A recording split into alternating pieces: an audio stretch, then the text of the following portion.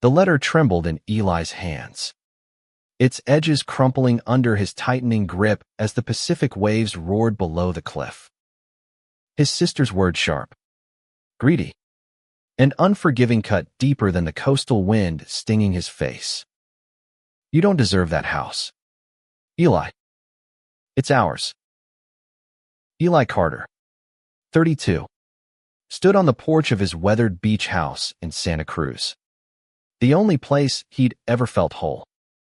The home, left to him by their late father, was more than wood and glass. It was a sanctuary where he'd found love, acceptance, and himself. But now, his sisters, Clara and Vivian, were clawing for it, their demands laced with venom and old grudges, threatening to tear apart the fragile peace he'd built with his partner, Jamie. The sun dipped low, painting the sky in fiery oranges. As Eli's phone buzzed with another text from Clara, "Sell it or we'll sue." He exhaled sharply, his breath visible in the chilly air. The house wasn't just a property. It was where he'd come out to his father at 19, expecting rejection but receiving a tearful embrace instead. It was where he'd proposed to Jamie under the stars last summer, their laughter mingling with the tide. Now, his sister's greed was a storm cloud looming over his haven. Eli met Jamie 2 years ago at a local art fair, where Jamie's vibrant paintings of the coastline caught his eye. Jamie, 30, with his easy smile and paint-splattered jeans, had a warmth that thawed Eli's guarded heart. They'd spent countless evenings in the beach house, cooking dinners, dreaming of a future together. But Clara and Vivian, who'd barely spoken to Eli since he came out, saw the house as a cash cow, not a home. Their father's will, naming Eli sole heir to the property, had ignited their fury. "They're not getting it," Eli muttered, shoving the letter into his pocket. He turned to see Jamie stepping onto the porch, his hazel eyes soft with concern. Jamie's presence was a tether, grounding Eli against the chaos. "They can't take this from us," Jamie said, his voice steady but laced with worry. "Can they?" Eli didn't answer. He couldn't. The truth was, Clara and Vivian had money, lawyers, and a relentless drive to win. Eli had the house and Jamie, but the fight ahead felt like a tidal wave he wasn't sure he could outrun.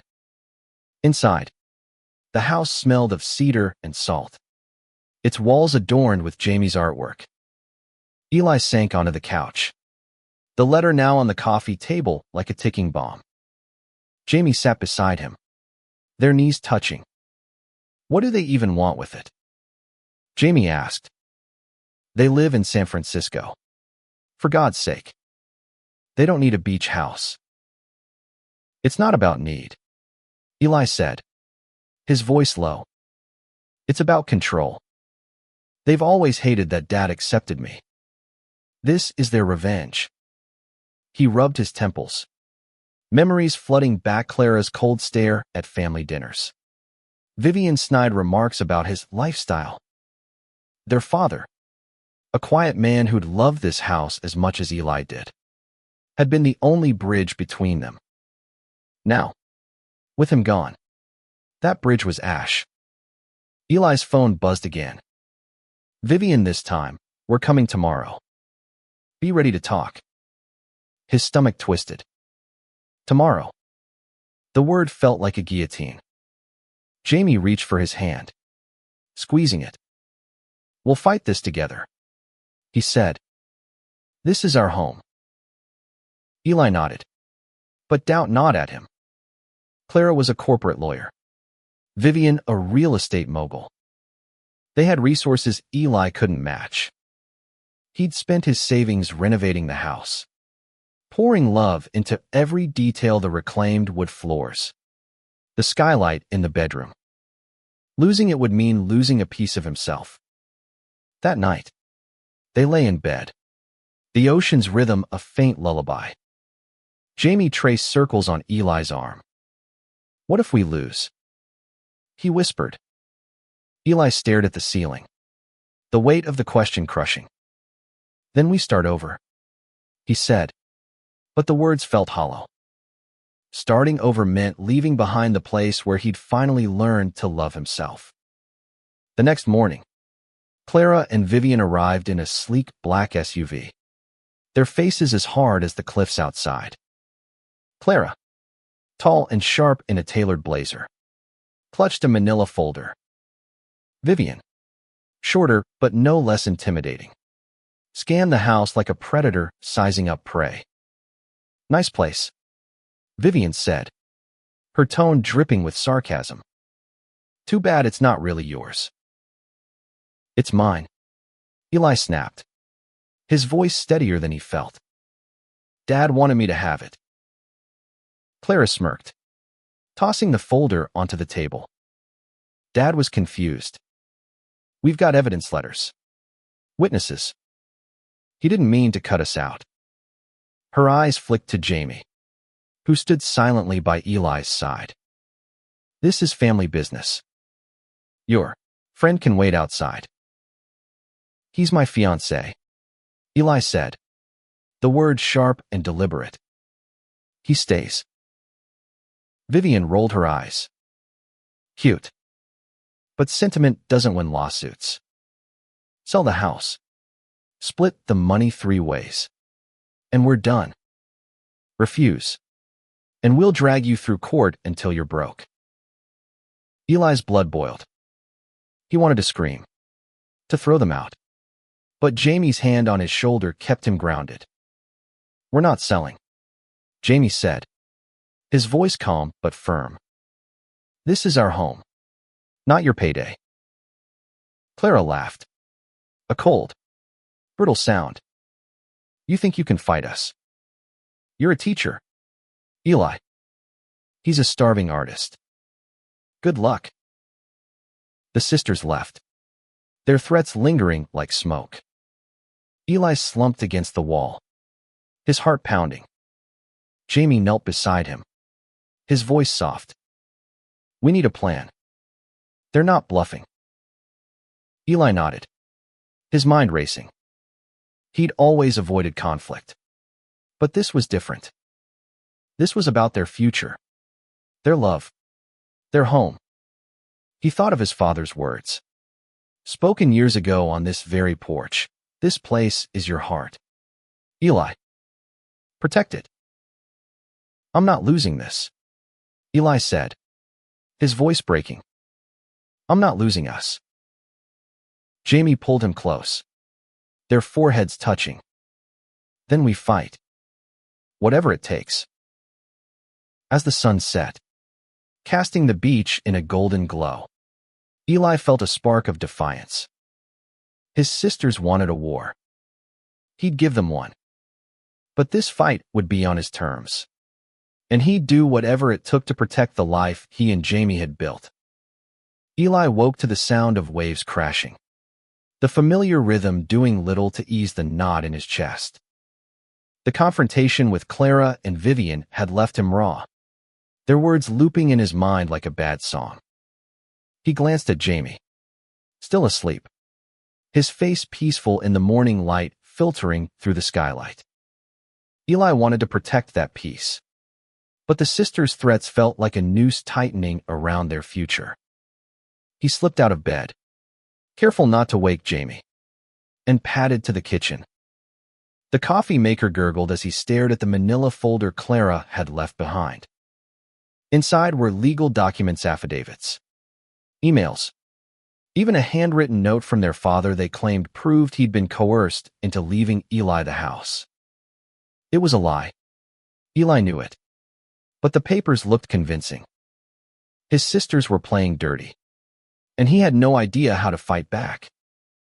Jamie appeared, rubbing sleep from his eyes. You're up early, he said, wrapping his arms around Eli from behind. Thinking about yesterday. Hard not to, Eli muttered, gesturing to the folder. They've got lawyers. Money. And this evidence. What do we have? We have the truth, Jamie said, his voice firm. And each other. Eli wanted to believe him, but the truth felt flimsy against Clara's legal arsenal. He poured coffee, the mug warm in his hands, and sat at the table. I need to find a lawyer. Someone who can take them on. Jamie nodded, pulling out his laptop. Let's start looking. There's got to be someone in Santa Cruz who'll take our case. They spent the morning researching, calling local attorneys. Most quoted fees Eli couldn't afford. Their savings already stretched thin from the house renovations. By noon, despair was creeping in. Then Jamie found a lead, a small firm, Coastal Justice, known for taking on underdog cases. The lawyer, Mia Torres, had a reputation for tenacity and a personal stake in fighting for marginalized clients. Eli hesitated, then dialed her number. Mia's voice was warm but direct. I've dealt with family disputes like this, she said after Eli explained. Greedy relatives weaponizing wills is more common than you'd think. Can you come in today? Eli and Jamie drove to Mia's office, a modest space overlooking the boardwalk.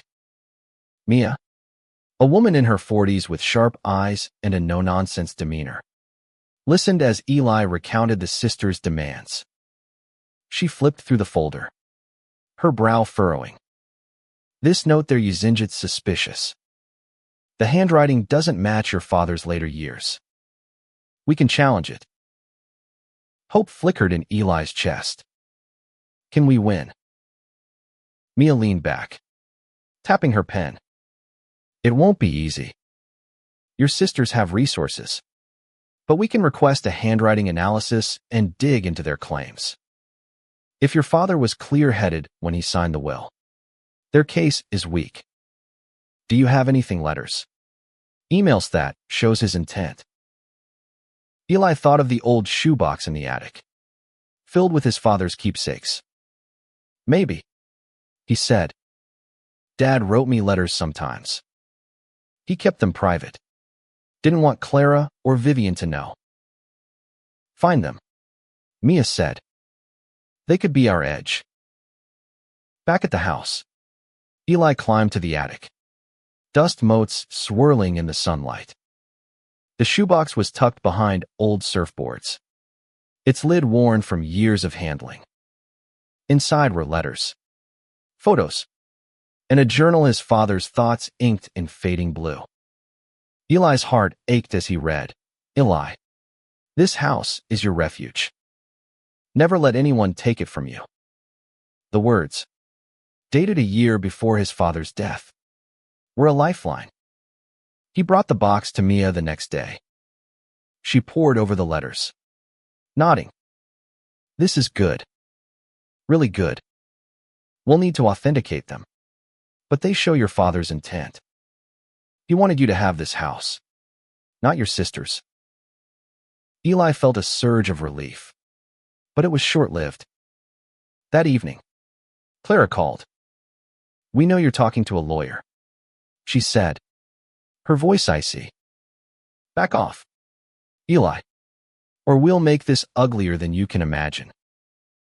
What's that supposed to mean? Eli demanded. You'll see, she said, and hung up. Eli's hands shook as he set the phone down. Jamie, who'd overheard, looked pale. What are they planning? I don't know, Eli said, but it's not good. The next morning, a process server arrived at the beach house, delivering a lawsuit. Clara and Vivian were suing for fraud, claiming Eli had manipulated their father into changing the will. The accusation hit like a punch. Eli had spent years caring for their father during his illness, while his sisters barely visited. Now they were twisting that devotion into a weapon. Jamie read the papers, his jaw tight. They're lying. They know it. But they've got the money to make people believe them, Eli said, his voice breaking. He felt trapped. The house that once felt like freedom, now a battleground. Mia called later, her tone grim. This lawsuit is aggressive, but it's not airtight. We need to counter fast file for a temporary injunction to stop them from forcing a sale. And we need those letters authenticated ASAP. Eli agreed, but the cost was daunting. Mia offered to work pro bono for now, but court fees would pile up.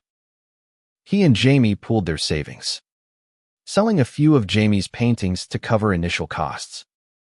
Each sale felt like a piece of their future slipping away. As they prepared for the legal fight, Eli found himself returning to the letters, reading his father's words late into the night. One entry stood out. My girls never understood love. Not like you, Eli. This house is yours because you know what it means to belong. Eli closed the journal, tears stinging his eyes. He looked at Jamie, sketching in the living room, and felt a renewed resolve. This wasn't just about a house. It was about their life, their love, and the legacy his father had entrusted to him. He wouldn't let Clara and Vivian destroy it. The Santa Cruz courthouse loomed like a gray monolith against the foggy morning sky, its steps slick with mist. Eli's stomach churned as he and Jamie walked inside, Mia at their side. Today was the preliminary hearing, a chance to block Clara and Vivian's attempt to force a sale of the beach house. Eli clutched the shoebox of his father's letters, their weight both a comfort and a burden.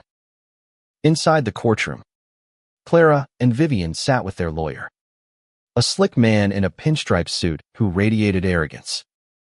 Clara's eyes met Eli's, cold and unyielding, while Vivian smirked, whispering something to their attorney.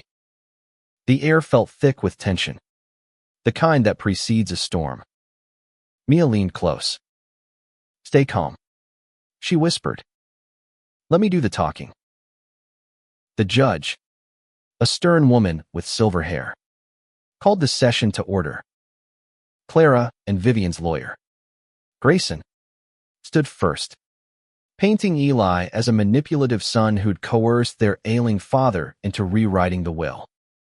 Our clients were unfairly excluded, Grayson said, holding up the forged note.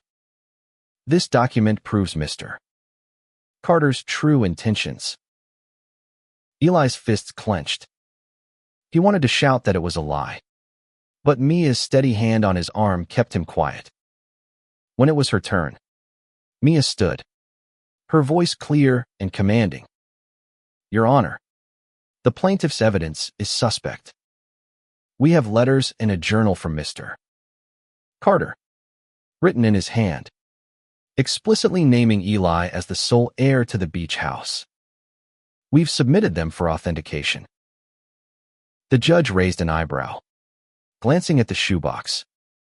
I'll allow the authentication process to proceed. In the meantime, I'm granting a temporary injunction. The property cannot be sold until we resolve this. Eli exhaled, relief washing over him. Jamie squeezed his hand under the table, a silent victory. But Clara's glare promised this was far from over. Outside, the sisters cornered Eli in the parking lot. You think you've won? Vivian hissed. We're just getting started. Back off, Jamie snapped, stepping between them. You're not bullying him into submission. Clara laughed, her eyes narrowing. Enjoy your little win. Eli, we've got more cards to play. That night, Eli couldn't sleep. The sisters' threat echoed in his mind, and the legal battle was draining their savings. Jamie, sensing his unease, suggested a walk on the beach. The moon hung low, casting silver ripples on the water. We can't let them break us, Jamie said, kicking at the sand. This is our home. Eli nodded. But the weight of the fight was crushing. What if we lose everything? The house. Our savings. What's left? Jamie stopped, turning to face him. Us. That's what's left. They can't take that. Eli pulled Jamie close. The ocean's roar drowning out his doubts for a moment. But the next day brought a new blow. Mia called, her voice tense. Your sisters filed a motion to freeze your bank accounts, claiming you're hiding assets to avoid splitting the estate. They can do that? Eli asked, panic rising. They're trying, Mia said. It's a scare tactic, but we need to respond quickly. Eli felt like he was drowning. He and Jamie spent hours gathering financial records, proving every cent they had was earned honestly. The stress was relentless, fraying their nerves. One night, Eli snapped at Jamie over a spilled glass of wine. A petty argument that spiraled into silence. I'm sorry, Eli said later, his voice thick. I'm just scared. Jamie took his hand. I know, but we're in this together. Mia managed to block the account freeze, but the sisters' tactics were escalating. Then came the next shock, an article in a local paper, anonymously sourced, accusing Eli of exploiting his father's illness for the inheritance. The comments online were brutal, calling him a greedy opportunist. Eli's heart sank. He taught at a local high school, and whispers were already spreading among parents. They're trying to ruin me, Eli told Mia, his voice shaking. Not just take the house, but destroy my life. Mia nodded, her jaw tight. This is character assassination. We can sue for defamation, but it'll cost more. Or we can focus on the will and let this blow over. Eli chose to focus on the house, but the public scrutiny stung. Jamie, meanwhile, was struggling too. His art sales slowed as the gossip spread, and galleries hesitated to show his work. They're poisoning everything, Jamie said, tossing a paintbrush across the room. How do we fight this? Eli didn't have an answer, but as he sifted through his father's journal, he found a new entry. Eli, you're stronger than you know. Love makes you unbreakable. The words lit a fire in him. He wasn't just fighting for a house.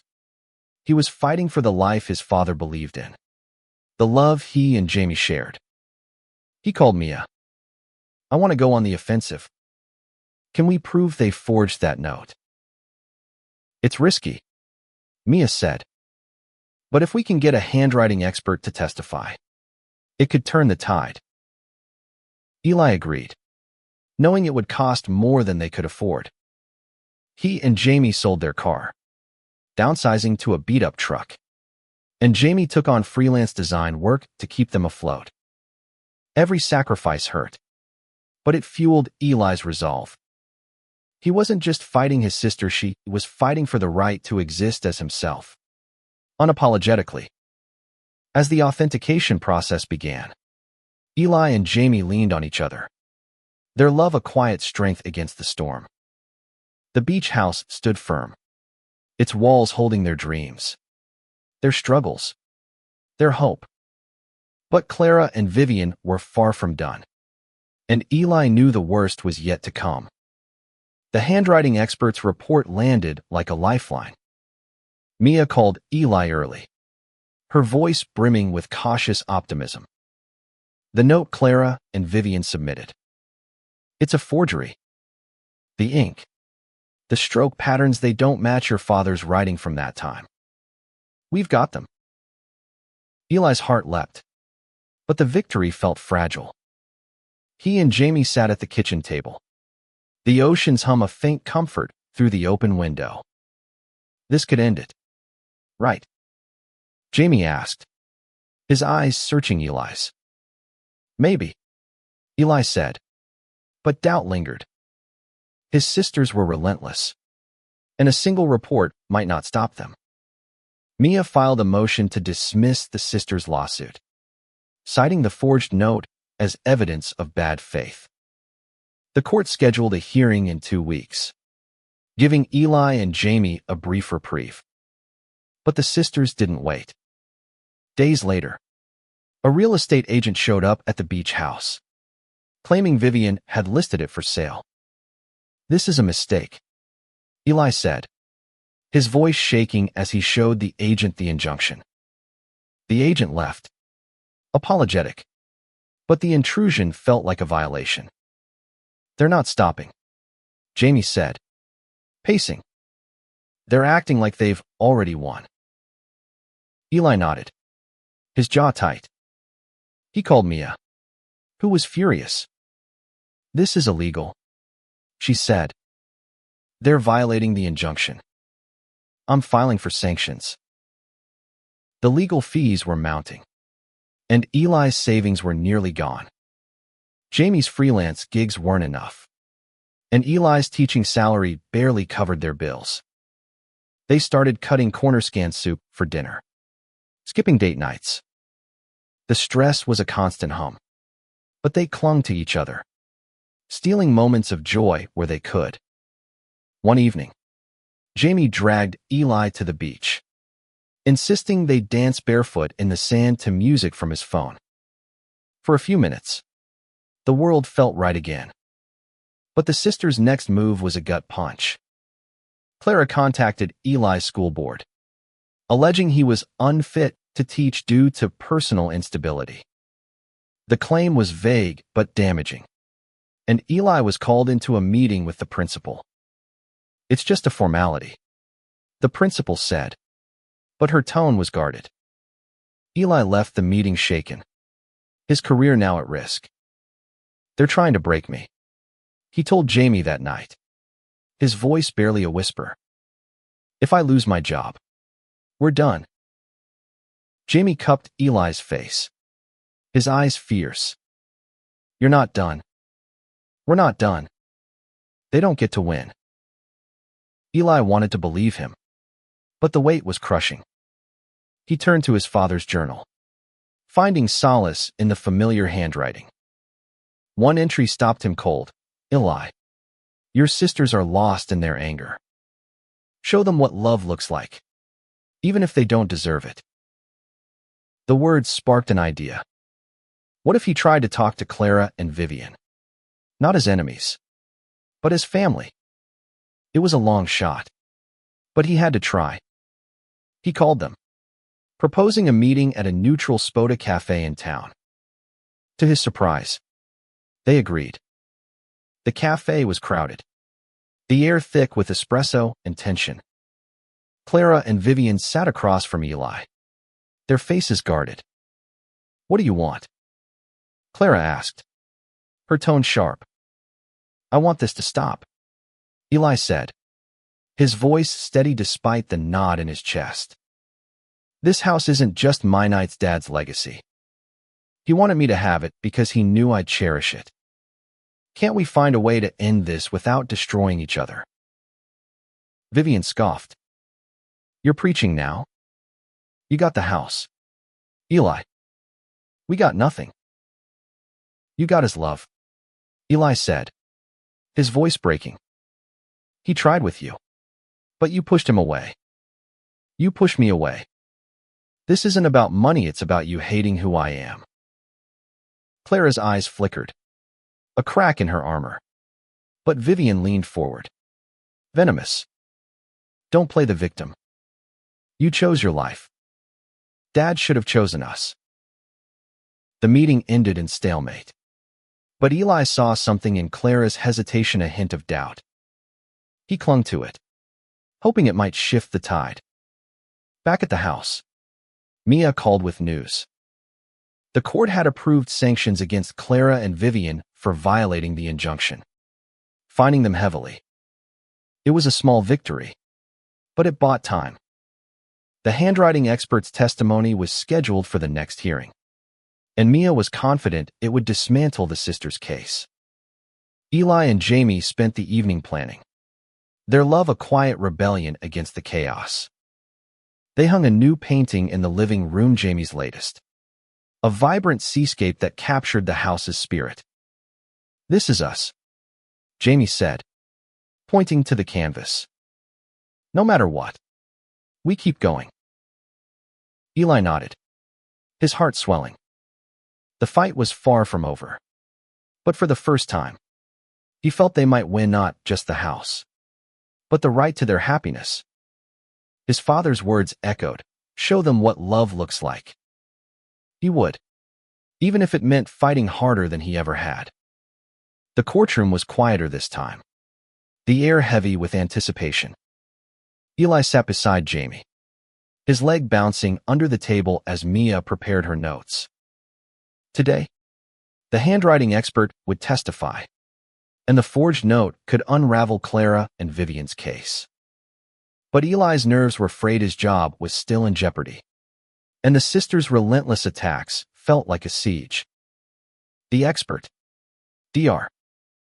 Lynn, took the stand, her voice calm and precise. "The note presented by the plaintiffs does not match Richard Carter's handwriting from the period in question," she said, projecting samples onto a screen. "The stroke patterns and ink composition suggest it was written recently, not 5 years ago as claimed." Murmurs rippled through the courtroom. Clara's face remained impassive, but Vivian shifted uncomfortably. Their lawyer, Grayson, tried to discredit Dr. Lynn, questioning her methods, but Mia's sharp cross-examination shut him down. The judge's expression was unreadable, but she noted the testimony and scheduled a ruling for the following week. Outside, Eli felt a flicker of hope, but it was tempered by exhaustion. The legal battle was draining, and the school board had placed him on leave pending an investigation into Clara's allegations. He hadn't told Jamie yet, not wanting to add to his worry. But Jamie sensed something, his eyes searching Eli's as they drove home. "You're quiet," he said. "What's wrong?" Eli sighed, gripping the steering wheel. "The school put me on leave. Clara's lies are working." Jamie's jaw tightened. "That's not right. You're the best teacher they've got." Eli managed a weak smile, but the weight of it all, losing his job, the house, their stability, was suffocating. Back at the beach house, he retreated to the porch, staring at the ocean. Jamie joined him, carrying 2 mugs of tea. "We'll get through this," he said, his voice soft but certain. "You're not alone." Eli leaned into him, the warmth of Jamie's shoulder a small anchor. "I just want this to be over," he whispered. "I want our life back." The next day, a new threat arrived. A letter from Clara and Vivian's lawyer demanded mediation, offering to settle if Eli gave up the house and paid their legal fees. "They're desperate," Mia said when Eli showed her. "The forgery exposed them. They're trying to scare you into folding." Eli refused the offer, but the pressure was relentless. Then came a call from an old family friend, Mrs. Delgado, who'd known their father for decades. "Eli, I heard about the lawsuit," she said, her voice trembling. "Your sisters came to me, asking me to lie about your father's state of mind. I refused, but you should know theory not stopping." Eli's blood ran cold. He thanked Mrs. Delgado and told Mia, who added her to the witness list. "This is huge," Mia said. "If we can prove they tried to coerce witnesses, their case collapses." But the sisters struck again. A local blog, fueled by anonymous tips, published a smear piece accusing Eli and Jamie of squatting in the house, painting them as freeloaders. The comments were vicious, targeting their relationship with homophobic slurs. Eli's heart sank as he read them, the hate cutting deeper than he'd expected. Jamie, usually the optimist, was shaken. How do people believe this? He asked, tossing his phone onto the couch. We've done nothing wrong.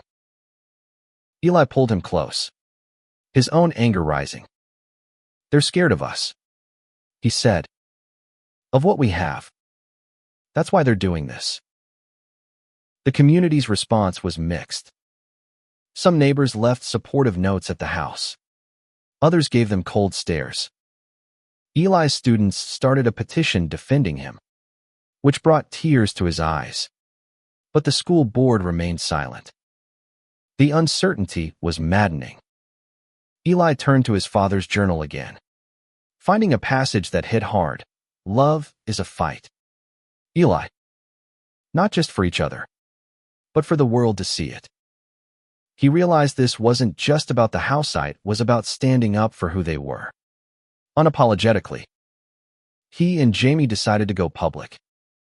They contacted a local reporter, sharing their story, the love they'd built, the home they cherished, and the sisters' campaign to destroy it. The article ran the next day, with a photo of them on the beach, hands clasped, the house in the background. The response was overwhelming. Support poured in from strangers, local businesses, even a few of Eli's colleagues.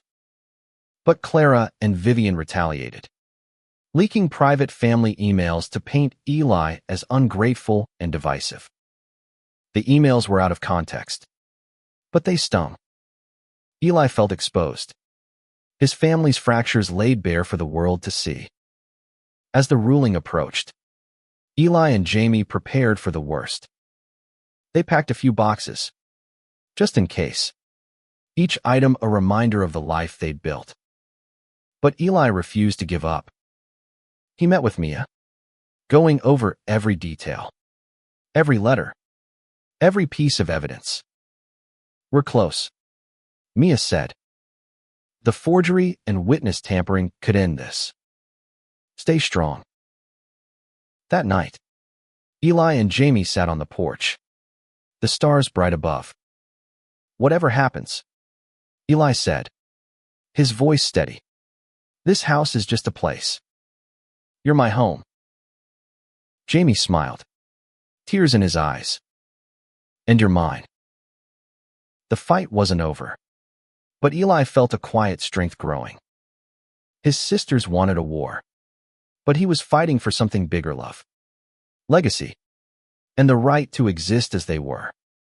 The ruling day arrived, a cold fog blanketing Santa Cruz as Eli and Jamie entered the courthouse.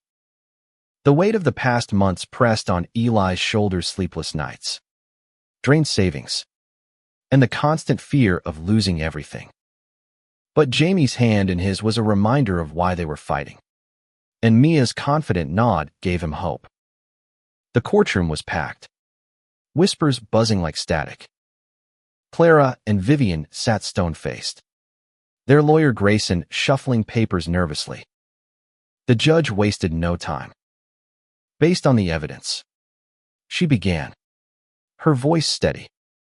The plaintiff's claim relies on a forged document. The handwriting analysis is conclusive, and testimony from Mrs.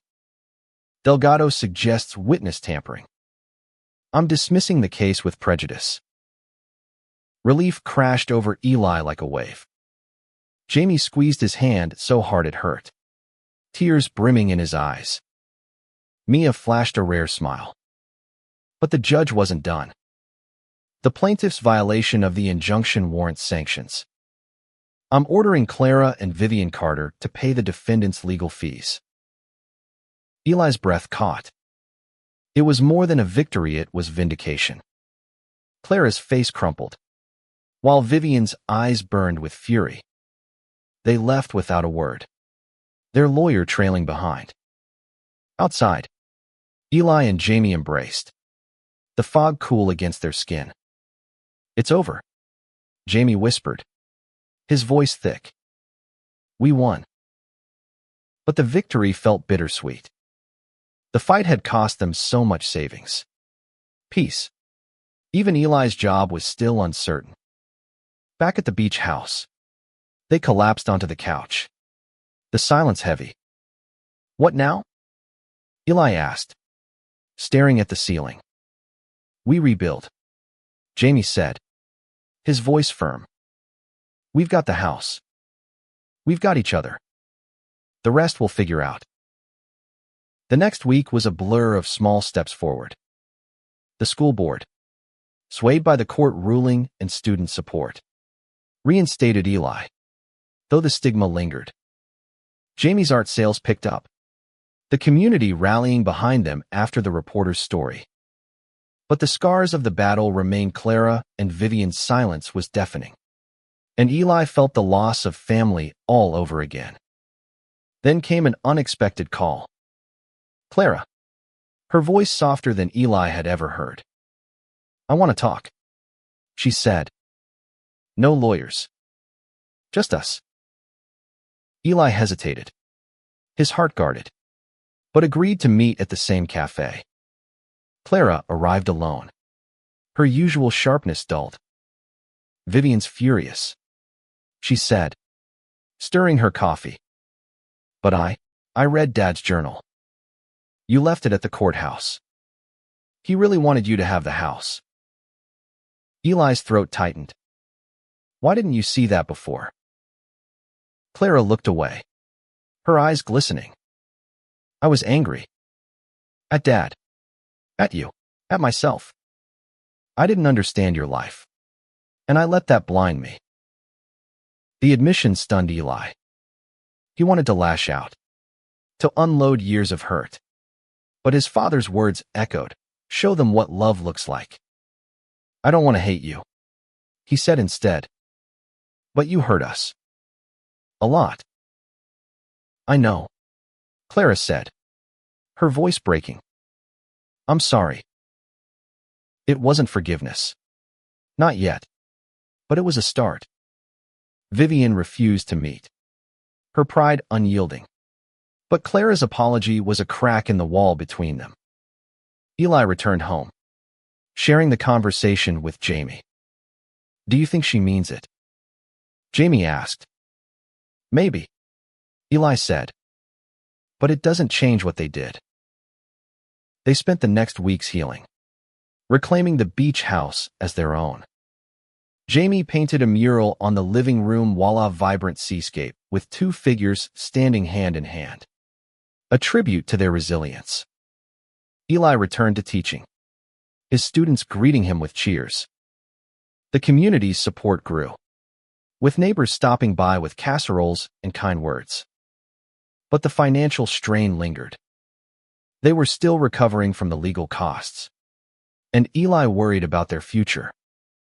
Then Mia called with news, a local nonprofit, moved by their story, offered to cover the remaining court fees as a grant for LGBTQ+ advocacy. It was a lifeline, easing the burden and letting them breathe. One evening, Eli and Jamie walked the beach, the sunset painting the sky in hues of pink and gold. We made it, Eli said, his voice soft. Through all of it. Jamie smiled, lacing their fingers together. We did. And we're stronger for it. Eli looked at the house, its lights glowing against the dusk. It was more than a home. No, it was a testament to their love, their fight, and the legacy his father had entrusted to him. He thought of Clara, of the possibility of reconciliation, and felt a flicker of hope. Not for a perfect family, but for a future where love could outshine hate. The beach house felt alive again, its walls humming with the quiet joy of survival. Eli and Jamie spent their days rebuilding, painting over the scars of the past months. The community's support was a bomb. Neighbors hosted a potluck to celebrate their victory, and Eli's students decorated the house with handmade cards. But beneath the warmth, Eli carried a quiet ache. Clara's apology lingered, a fragile thread he wasn't sure he could trust. One morning, As Eli graded papers on the porch, a delivery arrived a small package from Clara. Inside was a photo album, its pages filled with childhood pictures, Eli and his sisters building sandcastles, their father laughing behind them. A note was tucked inside. I found this in Dad's things. I thought you should have it. I'm trying. Eli. He stared at the photos, memories flooding back. He and Clara had been close once, before time and prejudice pulled them apart. He showed the album to Jamie, who traced a finger over a picture of young Eli, grinning with a missing tooth. She's reaching out, Jamie said. What do you want to do? I don't know, Eli admitted. Part of me wants to believe her. Part of me can't. Jamie nodded, his eyes soft. You don't have to decide now. Just keep the door open. Eli tucked the album away, its weight both painful and hopeful. He focused on the present teaching, loving Jamie, making the house their own. They planted a garden by the porch, a symbol of new roots. But the financial strain still loomed. The nonprofit's grant had helped, but they were cautious, saving every penny for the future. Then came a new challenge. Vivian, silent since the ruling, resurfaced with a public apology on social media, claiming she'd been misguided in the lawsuit. The post went viral, painting her as remorseful. But Eli saw through Ida's calculated move to salvage her reputation. She didn't reach out directly, and her words felt hollow. She's not sorry, Eli told Mia over coffee. She's just saving face. Mia nodded, sipping her latte. Probably. But the public's on your side now. Her stunt might backfire. It did. The comments on Vivian's post were scathing, accusing her of crocodile tears. Local businesses pulled support from her real estate firm, and Clara distanced herself, refusing to comment. Eli felt a grim satisfaction, but it didn't heal the wound. He wanted family, not revenge. He and Jamie threw themselves into community work, hosting art workshops for LGBTQ plus youth at the beach house. The kids' laughter filled the space, reminding Eli why they'd fought so hard. One evening, a shy teen named Alex shared a story of coming out to their parents, only to face rejection. Eli listened, his heart aching, and offered the boy a hug.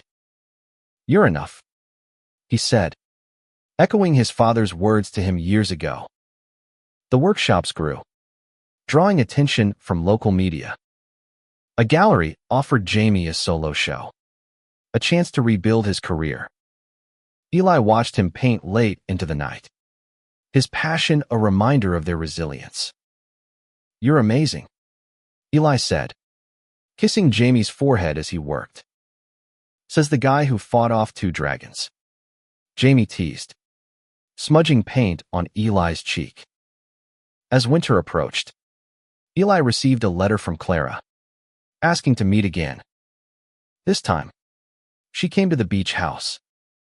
She stood on the porch, looking smaller than Eli remembered. I've been thinking about Dad, she said, her voice low. He'd hate what we did to you. Eli nodded, his throat tight. He'd want us to fix this. They talked for hours. Not about the house or the lawsuit, but about their childhood, their father, the years they'd lost. Clara admitted her jealousy how Eli's openness with their father had made her feel inadequate. I didn't know how to love you, she said, tears falling. I'm trying now. Eli didn't forgive her fully, but he felt the weight lift slightly. Keep trying, he said. That's all I can ask. Vivian remained distant, her apology never followed by action. But Clara's effort was a start, a flicker of hope in a fractured family. Eli and Jamie ended the night on the beach, the stars bright above. "We're building something good here," Jamie said, his voice warm. "Not just a home, but a life." Eli nodded, his heart full. The house was theirs. But more importantly, so was their future. They'd fought for it, bled for it, and now they'd live it unapologetically. Together. Spring brought new life to the beach house. The garden bloomed with wildflowers, and Jamie's mural glowed on the living room wall, a testament to their journey. Eli stood on the porch, watching the ocean, a sense of peace settling over him.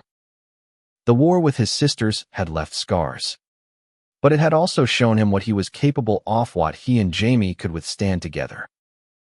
Clara's visits became more frequent, tentative steps toward reconciliation. She helped in the garden, her hands clumsy but earnest, and shared stories of their father that Eli had never heard.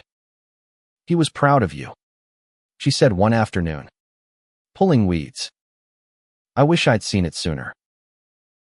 Eli nodded, the ache of the past still there but softening. "We can't change what happened," he said, "but we can try for something better." Vivian remained a shadow, her silence a choice Eli no longer chased. He'd learned to let go, to focus on the family he was building: Jamie, their community, the kids at the workshops. The beach house was no longer just a refuge. It was a beacon, drawing others who needed hope. Jamie's gallery show was a success, his paintings selling out to buyers moved by their story. The income eased their financial strain, letting them plan for the Futuria wedding. Maybe. Or expanding the workshops. Eli returned to teaching with renewed passion, his students' support a reminder of his impact. One evening, they hosted a community event at the house, the porch strung with fairy lights. Neighbors, friends, and workshop kids filled the space, their laughter mingling with the waves. Alex, the teen from the workshop, performed a poem about finding his place, his voice steady. Eli and Jamie stood hand in hand, tears in their eyes.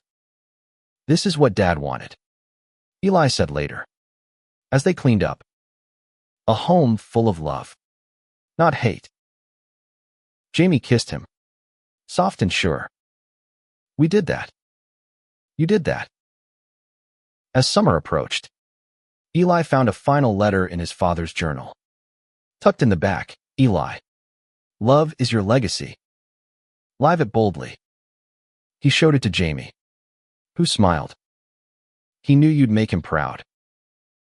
They framed the letter, hanging it beside Jamie's mural. The beach house stood strong, its weathered walls holding their story: grief, greed, resilience, and redemption. Clara was part of that story now, a fragile new chapter. Vivian might never be, but Eli was at peace with that. On their anniversary, Eli and Jamie renewed their vows on the beach, barefoot in the sand. The community gathered, cheering as they kissed under the stars. The house glowed behind them, a symbol of their fight and their love. Eli looked at Jamie, his heart full. "We won," he said, "not just about the house, but about their life, their truth, their place in the world." Jamie grinned, pulling him close. "Yeah, we did." The waves crashed, the stars shone, and the beach house stood as a testament to what love could endure. Eli knew his father was watching, smiling, his legacy alive in every moment they lived boldly. Together.